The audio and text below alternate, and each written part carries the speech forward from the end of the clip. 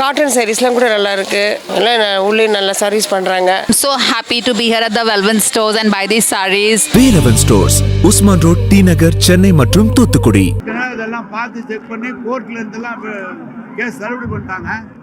இது மாதிரி நாங்கள் ரைடு பண்ணும்போது டாக்குமெண்ட் கிடைச்சது, எந்த அளவுக்கு உண்மையாக பாருங்கன்னு சொல்லி கொடுத்துருக்குறாங்க. அதை பார்க்க போறாங்க போலீஸ், பார்த்து நடவடிக்கை. அவங்க சகோதர நிறுவனத்துல வேலைக்கான முறைகேடு நடந்ததுக்கான ஆவணங்களை அவங்க சொல்லியிருக்காங்க, அதான் சொல்லியிருக்கிறாங்க. அந்த முறைகேடை போலீஸ் பார்க்க போறாங்க. நான் தெளிவா சொல்றேன், நான் எந்த தப்பும் செய்யல. இது திமுக மிரட்டி பார்க்குற வேலையா இருக்கலாம், அதுக்காக தான் இதை பண்றாங்க. நாங்க எந்த தப்பும் செய்யல.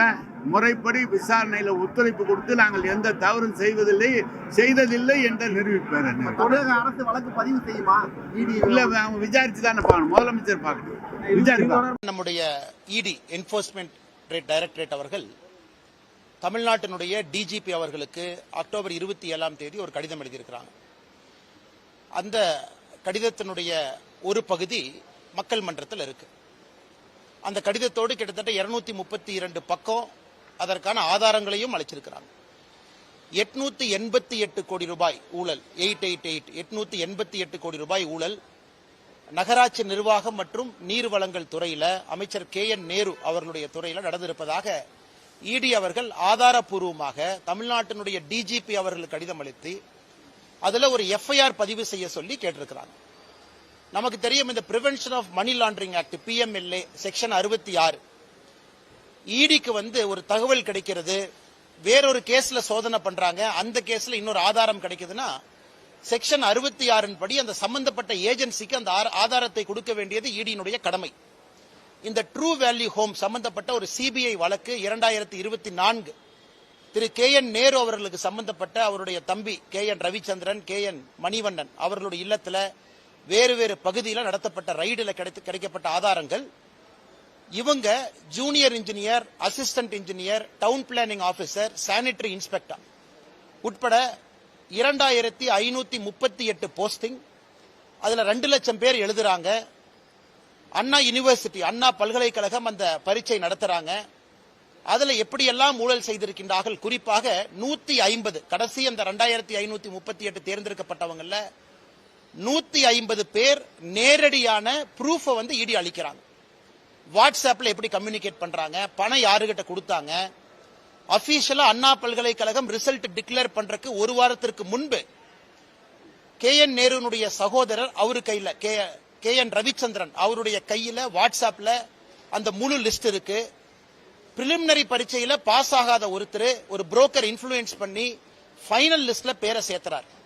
இது போன்ற பல ஆதாரங்கள்ல 232 பக்கம் அதை திரட்டி சேகரிச்சு செக்ஷன் 66 PMLA ஆக்ட் அடிப்படையில் தமிழ்நாட்டினுடைய டிஜிபிக்கு அளித்து இதுவரை ஒரு பேச்சு மூச்சு இல்ல.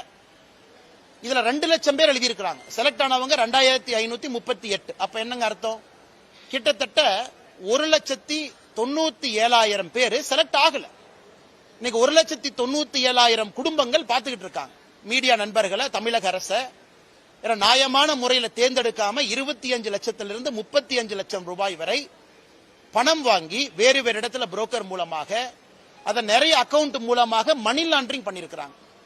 இத்தனை கொடுத்தது வேறு மாநிலமா இருந்தா இந்நாள் அந்த அமைச்சர் ரிசைன் பண்ணிருக்கணும். இது இடி சாதாரணமா ஒரு கடிதத்தை எழுதி இந்த மாதிரி ஊழல் நடந்திருக்குன்னு சொல்லிங்க. கடிதத்தோடு 150 செலக்டட் கேண்டிடேட் அவங்களுடைய ப்ரூஃப் அட்டாச் பண்ணிருக்கிறாங்க. அதன் பிறகு KN Ravichandran, KN Manivannan, KN நேருனுடைய உடன் பிறந்த சகோதரர்கள் 2 பேரு, அந்த ட்ரூ வேல்யூ ஹோம்ஸ்ல பணிபுரியக்கூடிய 4 பேர், 6 பேர்த்தினுடைய வாட்ஸ்அப் மொபைல் போனுடைய டிரான்ஸ்கிரிப்ட், அவங்களுக்குள்ள என்ன பேசினாங்க, ஒரு புரோக்கர் KN ரவிச்சந்திரன் அவங்ககிட்ட பேசின ரெக்கார்டட் கால், இத்தனை விஷயத்தை கொடுத்து 888 கோடி ரூபாய் ஊழல் நடந்திருக்கு. அதை பத்தி எதுவுமே பேசாம KN நேரு அவர்கள் பதில் சொல்றாங்க, இது திராவிட மாடல் ஆட்சியின் மீது பழி சுமத்துறாங்க. அதனால் முதலமைச்சர் அவர்கள் நேரடியா இதுல உடனடியா தமிழ்நாடு டிஜிபி அவர்களை FIR போட சொல்லணும். ஏன்னா FIR போடப்பட்ட பிறகுதான் இடி களத்துக்கு வர முடியும். இடியை பொறுத்தவரை ஒரு FIR இல்லாம இடி தன்னுடைய விசாரணை ஆரம்பிக்க முடியாது. அதன் அடிப்படையில் தான் இடி அவர்கள் செக்ஷன் 66 அடிப்படையில் ப்ரூஃப் கொடுத்து FIR போடுங்கிறாங்க. இடிக்கு FIR போடுவதற்கு அதிகாரம் இல்லை. அதன் பிறகு சம்பந்தப்பட்டவர்கள் யாராக இருந்தாலும் இடி நடவடிக்கை எடுக்கும்.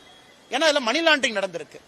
இது எதுவுமே இல்லாம காலையில முதலமைச்சர் அவர்கள் தன்னுடைய சமூக வலைதளத்தில் போடுறாரு, பாரத பிரதமர் நரேந்திர மோடி ஐயா அவர்கள் பீகார்ல இருந்து தமிழக மக்களை இன்சல்ட் பண்ணிட்டாங்க, தமிழ்நாட்டை பத்தி தப்பா பேசிட்டாங்க. பாரத பிரதமர் நரேந்திர மோடி அவர்கள் என்ன பேசினாங்க? தமிழ்நாட்டில் வசிக்கக்கூடிய, தமிழ்நாட்டிலே வேலை பார்க்கக்கூடிய பீகாரை சேர்ந்த இங்கே வேலை பார்க்கக்கூடிய சொந்தங்கள் தமிழ்நாட்டினுடைய திராவிட முன்னேற்ற கழகம் டிஎம்கே அப்படிங்கிற வார்த்தையை பயன்படுத்துறார். திராவிட நம்ம தாம்பரம் பாரத் வித்யாஸ்ரம் ஸ்கூல்ல நவம்பர் 23 அன்னைக்கு சிட்டியோட சோலார் பவர் ஒர்க் ஷாப் நடக்க இருக்கு. இந்த ஒர்க் ஷாப்ல உங்க பசங்களை நரேந்திர மோடி அவர்கள் பீகார்ல தேர்தல் பிரச்சாரத்தின் போது சொன்ன வார்த்தை, இது டிஎம்கே அவமானப்படுத்துறாங்கிற ப்ரூஃப் நம்முடைய சமூக வலைதளத்துல அந்த வீடியோவை போட்டு ஹிந்தி சப்டைட்டில் போட்டிருக்கோம். நம்ம பிஜேபி தமிழ்நாடு, என்னுடைய சமூக வலைதளம், நம்முடைய நயினார் அண்ணன் எல்லாத்தையும் நீங்க பார்க்கலாம். அதுல எப்படி தயாநிதி மாறன் அவர்கள் பீகார்ல இருந்து இங்க பணிபுரியக்கூடியவங்கள மிக மோசமா பேசினாங்க. டிஆர்பி ராஜா, திரு பொன்முடி, திரு ஆ ராசா, இவங்க எல்லாமே வேறு வேறு காலகட்டத்தில் பான்புராக்கு வாயன், டாய்லெட் கட்டுறவங்க, இதை பேசியதைத்தான் பாரத பிரதமர் நரேந்திர மோடி அவர்கள் தமிழகத்தில் பீகாரை சார்ந்த தொழிலாளிகளை திராவிட முன்னேற்ற கழகத்தினுடைய தலைவர்கள் அவமானப்படுத்தினாங்க. அதனால் இன்னைக்கு 888 கோடி ரூபாய் ஊழல் நடந்திருக்கக்கூடிய Tamil Nadu municipal administration, water supply, நகராட்சி நிர்வாகம் மற்றும் நீர் வழங்கல், இந்த துறையில இவ்வளவு ஆதாரத்தின் அடிப்படையில் ஈடி கொடுத்தும் கூட அதை பற்றி வாயை திறக்காத முதலமைச்சர் திசை திருப்புவதற்காக பாரத பிரதமர் நரேந்திர மோடி அவர்கள் சொல்லாத ஒரு விஷயத்தை சொன்னதாக போய் பேசுறாங்க. இவர் எடுத்திருக்கக்கூடிய சத்திய பிரமாணத்துக்கு எதிராக நம்முடைய முதலமைச்சர் திரு மு க ஸ்டாலின் அவருடைய நடவடிக்கை இருக்கு. சத்திய பிரமாணத்தை பொறுத்தவரை இந்திய அரசியல் அமைப்பு சட்டத்தை பாதுகாப்பதாக இருக்க வேண்டும், மக்கள் நலனுக்காக இருக்க வேண்டும். ஆனா பிரதமர் சொல்லாத ஒரு விஷயத்தை சொன்னதாக ஒரு முதலமைச்சர் பொய்ய சொல்றாருன்னா சத்திய பிரமாணத்துக்கு எதிராகத்தான் அவர் நடவடிக்கை இருக்கு. அதனால் முதலமைச்சர் அவர்கள் உடனடியாக தன்னை திருத்திக் கொள்ள வேண்டும். எதுக்கு பொய் பேசி சுத்துறாரு? இந்த 888 கோடி ரூபாய் ஊழலுக்காக முதல் அட்டன் பண்ணும். இது முதல் ஊழல். இதை பேசி முடிக்கிறதுக்கு முன்னாடி அடுத்த ஊழல் வந்துருச்சு. திரு சக்கரபாணி அவர்களுடைய துறையில விவசாய பெருமக்கள் இருந்து வாங்கக்கூடிய பேடி, நெல், அந்த பேடியை டைரக்ட் ப்ரொக்யூர்மெண்ட் சென்டர் டிபிசி நேரடியாக கொள்முதல் நிலையத்துக்கு எடுத்துட்டு போறதுக்காக லாரி கான்ட்ராக்ட், அந்த லாரி கான்ட்ராக்ட் மிக தெளிவாக இருக்கு. சப் கான்ட்ராக்ட் கொடுக்க கூடாது, ஒரு டன்னுக்கு இவ்வளவு பே பண்ணுவோம், இந்த லாரியில கொண்டு வந்து 48 மணி நேரத்துக்குள்ள வாங்கப்பட்ட நெல்லை கொடுக்கணும். எனக்கு எதிர்க்கட்சி தலைவர் எடப்பாடி பழனிசாமி அவர்கள் இருந்து, பாரதிய ஜனதா கட்சியினுடைய தலைவர் திரு நயினார் நாகேந்திரன் அவர்கள் இருந்து, பல அரசியல் கட்சி தலைவர்கள் குறிப்பாக இந்த பேடி நெல் கொள்முதலை பத்தி பேசுறாங்க. என்ன பேசுறாங்க? நெல் கொள்முதலை சரியா நீ வாங்கல, நீ வாங்கி அதை கொண்டு வர்றக்கே 48 நாள் சில இடத்துல ஆயிருக்கு. ஆனா இன்டர்னல் டாக்குமெண்ட் என்ன சொல்லுது? 48 மணி நேரத்துல கொண்டு வரணும்.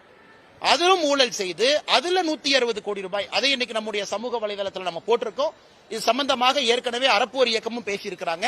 இன்னைக்கு ஒரு தனியார் பத்திரிகை சம்பந்தமாக விலாவரியாக அதிலே பாதிக்கப்பட்ட லாரி ஓனர், ட்ரக் டிரைவர் அவங்க கிட்ட பேசி விலாவரியாக அதை பத்திரிகையிலையும் பிரசுரம் பண்ணியிருக்கிறாங்க. 160 கோடி ரூபாய் திரு சக்கரபாணி அவர்களுடைய துறை, 888 கோடி ரூபாய் திரு KN நேரு அவர்களுடைய துறை.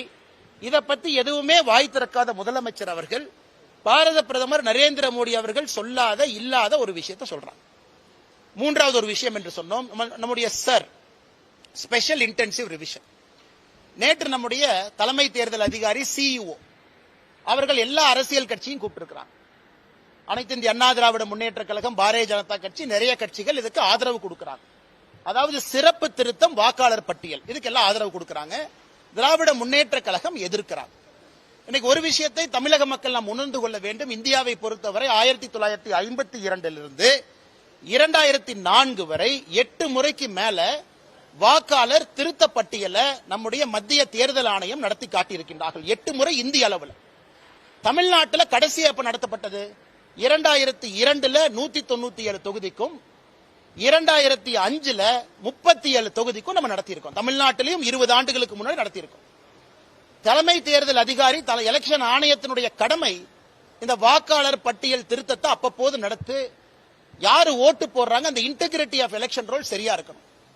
இதை பீகார்ல நாம் புரிந்து கொள்ள வேண்டும். பீகார்ல நடத்தப்பட்ட பிறகு அப்பீலில் ஒருத்தர் கூட வரல. முழுமையாக நடத்தி முடிக்கப்பட்ட பிறகு யாராவது வாக்காளர்ல தவறா இருக்கிறாங்க, யாராவது நீக்கப்பட்டிருக்கிறாங்க, குடியுரிமை இல்லாதவங்க இருக்கிறாங்க, ஃபைனல் எலக்ட்ரல் ரோல் பப்ளிஷ் ஆனதுக்கு அப்புறம் ஒருவர் கூட வந்து தவறு நடந்துச்சுன்னு ஒருத்தர் சொல்ல 100% கிளீனா நடத்திருக்காங்க. இன்னைக்கு 12 மாநிலம் தேர்தலுக்கு செல்லக்கூடிய தமிழகம் உட்பட நமக்கு இன்னைக்கு நவம்பர் 3ஆம் தேதியிலிருந்து டிசம்பர் 4ஆம் தேதி வரை ஆரம்ப கால எனுமரேஷன் ஃபார்ம் இதை கொடுத்து வேலையை ஆரம்பிக்கிறாங்க. இதை ஒரு மாநில அரசு ஆதரிக்கணும் தார. ஏன்னா மாநில அரசு தான் ஆபீசர்ஸ் கொடுக்கணும். ஒரு பூத்துக்குமே பூத் லெவல் ஆபீசர் BLO கொடுக்கணும். அதன் பிறகு ஒரு சட்டமன்றத்திற்கு எலக்ட்ரல் ரெஜிஸ்ட்ரேஷன் ஆபீசர் ERO கொடுக்கணும். அதன் பிறகு ஒரு தாலுகாக்கு assistant electoral registration officer AERO கொடுக்கணும். இதெல்லாம் மாநில அரசுடைய கடமை. ஆனா இன்னைக்கு திராவிட முன்னேற்ற கழகத்தினுடைய அரசு திட்டமிட்டு தமிழ்நாட்டில் இந்த வாக்காளர் சிறப்பு சீர்திருத்த பட்டியல் எப்படியாச்சும் அதை பிளாப்பாக வைக்கணும் என்பதற்காக கங்கணம் கட்டிக்கொண்டு நிற்கின்றார்கள். எங்களுடைய எலெக்ஷன் கமிஷன் தலைமை தேர்தல் அதிகாரி நேரடியாக தமிழ்நாட்டினுடைய COவை தன்னுடைய கட்டுப்பாட்டுக்குள்ள கொண்டு வந்து இது சம்பந்தப்பட்ட அதிகாரிகள் யாரெல்லாம் இருக்கிறாங்களோ, அதாவது BLOவா இருக்கட்டும், எலக்ட்ரல் ரெஜிஸ்ட்ரேஷன் ஆபீசரா இருக்கட்டும், நேரடியாக நம்முடைய எலெக்ஷன் கமிஷனுக்கு கீழே அவர்களை கொண்டு வந்து தமிழ்நாட்டிலே நடத்தப்பட வேண்டும் என்பது பொதுமக்கள் எல்லோரும் நாங்கள் அதைத்தான் சொல்றோம். இந்த 3 விஷயங்களும் இன்னைக்கு மிக முக்கிய விஷயங்கள். ஆனால் இதை தவிர எல்லாமே நம்ம பேசிட்டு இருக்கோம். அதுவும் குறிப்பாக முதலமைச்சர் அவர்கள் திசை திருப்புவதில் முழு கவனத்தில் இருக்கிறாங்க. இதை 3ஐயும் உங்களிடம் சொல்லணும். அதுக்கப்புறம் நம்முடைய திருப்பூர்ல சின்ன காளிபாளையத்தில் திருப்பூர் மாநகராட்சி இன்னைக்கு அங்க இருக்கக்கூடிய குப்பைகள்லாம் கொண்டு வந்து இன்னைக்கு நம்முடைய பல்லடத்துக்குள்ள சின்ன காளிபாளையத்தில் கொட்டுறாங்க.